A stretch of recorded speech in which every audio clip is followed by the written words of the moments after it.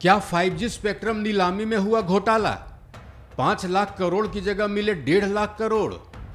ए राजा का बड़ा आरोप, पीएम मोदी से सवाल। बाकी पैसा कहां गया? भारत में 5G स्पेक्ट्रम की मेगा नीलामी 1 अगस्त को समाप्त हो गई। 7 दिनों में 40 राउंड की बोलियां लगी। इस दौरान 1.5 लाख करोड़ रुपए की रिकॉर्ड बोली लगाई गई। इस नीलामी में रिलायंस जियो सबसे आगे रही।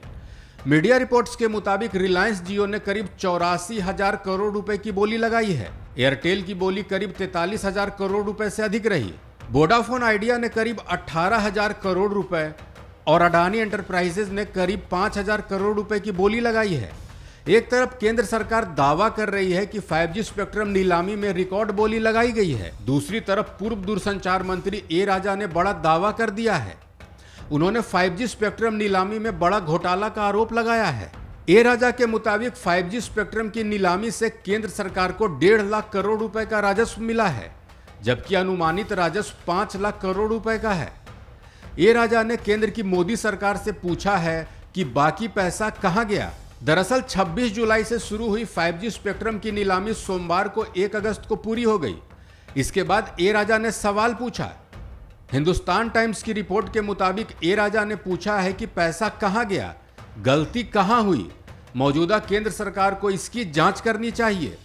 हिंदुस्तान टाइम्स ने ए राजा के हवाले से बताया है कि केंद्र सरकार नीलामी से पहले 22 टेलीकॉम सर्किल में कुल 72 गीगाहर्ट्ज के स्पेक्ट्रम के लिए रखे गए 4.3 करोड़ रुपए के रिजर्व मूल्य की बात कर रही थी, लेकिन केंद्र सरकार को रिजर्व मूल्य का 35% ही मिला है। 5G स्पेक्ट्रम की नीलामी खत्म होने के बाद ए राजा ने कथित घोटाले के आरोप लगाते हुए जांच की मांग की थी। उनकी मांग की पुष्टि द हिंदू ने भी की है।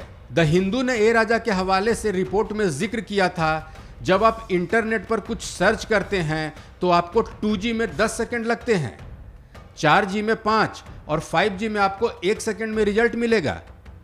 जब बात 5G स्पेक्ट्रम की नीलामी की आती है तो कम से कम 5 या 6 लाख करोड़ रुपए की बोलियां लगनी चाहिए थी। हालांकि मौजूदा टेलीकॉम मंत्री अश्वनी वैष्णव ने ए राजा के आरोपों को खारिज किया है।